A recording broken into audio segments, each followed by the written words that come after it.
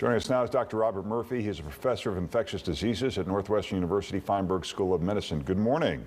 Good morning. Chicago restaurants and bars will be able to stay open until 1, boosting capacity to 50%. What are your thoughts about that, knowing that there are these variants out there? It doesn't seem like we've seen the total impact of those just yet. Right. But those are really relatively small incremental steps. I don't think it's going to make a huge difference on a negative side. And, we can loosen up as the pandemic gets under control. But we are nowhere near going back to normal. Like what's happened, every state is doing what they want. In Texas, basically, they've eliminated all the mitigation restrictions. So with the opening of the United Center and Wrigley Field being a vaccination site, does this mean we're going to move quickly into like 1C or the next regular other parts of the population? How quickly do you see those categories moving? Absolutely. As you said in your story, you've got Johnson & Johnson now out there. You have Merck through the DPA Act. It has dedicated 2 manufacturing plants to make that vaccine. You're going to see these vaccines really coming out the door. And we've got to have places to vaccinate the people now that we're getting close to having the supply to do it. And that's why President Biden's group has said, and President Biden himself, that every adult that wants this vaccine is likely to get it by the end of May. This is 2 months ahead of time. This is fantastic. You've talked about incremental steps in reopening. The governor of Texas has lifted a mask mandate. Is that a mistake? That's a huge mistake, but he's made a huge mistake at every step of the way. He finally put a mask mandate in when Texas, basically, their health system almost imploded, like the electric grid system. So, he is lifting things way too fast. All right, let's get to some viewer questions. Reports say the COVID mutations might be resistant to vaccines, but does this mean the vaccines could still prevent hospitalizations and deaths, or are the mutations completely undeterred? Well, this is a really great question. We don't know, and it depends on the mutations. So a variety of scenarios can happen.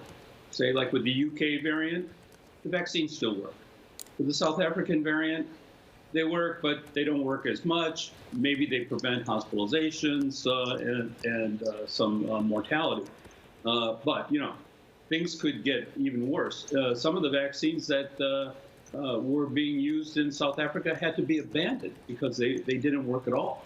So, we have to see how this comes up. But this is the question of the hour.